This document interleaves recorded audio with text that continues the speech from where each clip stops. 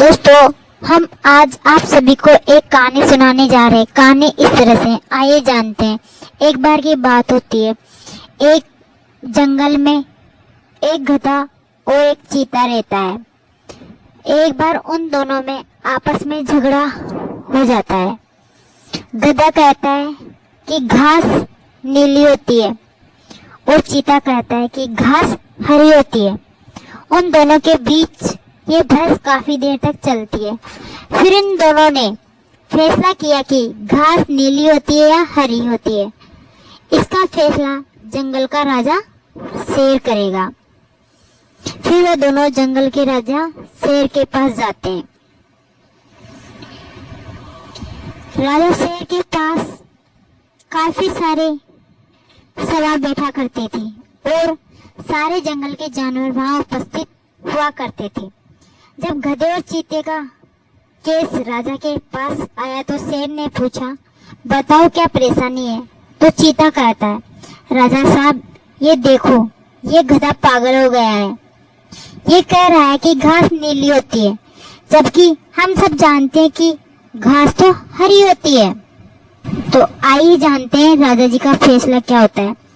राजा चीता की बात सुनने के बाद गधे से पूछता है, तुम बताओ। तो गधा कहता है, राजा साहब मैंने अपनी आंखों से देखा है, घास तो नीली होती है। ये चीता गलत कह रहा है कि घास हरी होती है, इसे सजा दीजिए। फिर चीता कहता है, ये देखो राजा साहब, यह अब भी वही बोल रहा है कि घास नीली होती है।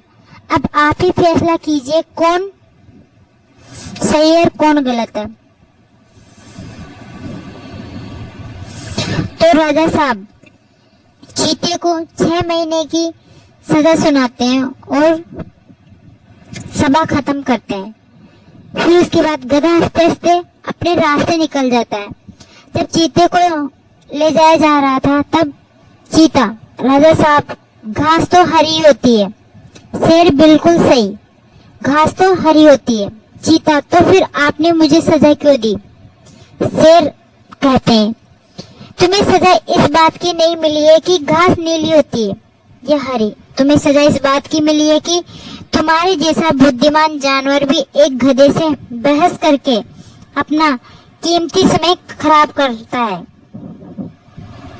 तो दोस्तों, हमें इस कहानी के माध्यम से ये शिक्षा मिलती है कि जीवन में कभी कभी हमें ऐसे लोग भी मिल जाते हैं कि चाहे आप उन लोगों को कितना भी समझा लो, लेकिन वो लोग समझ नहीं पाते क्योंकि वह पहले से ही ठान बैठे हैं। इसलिए ऐसे लोगों पर अपना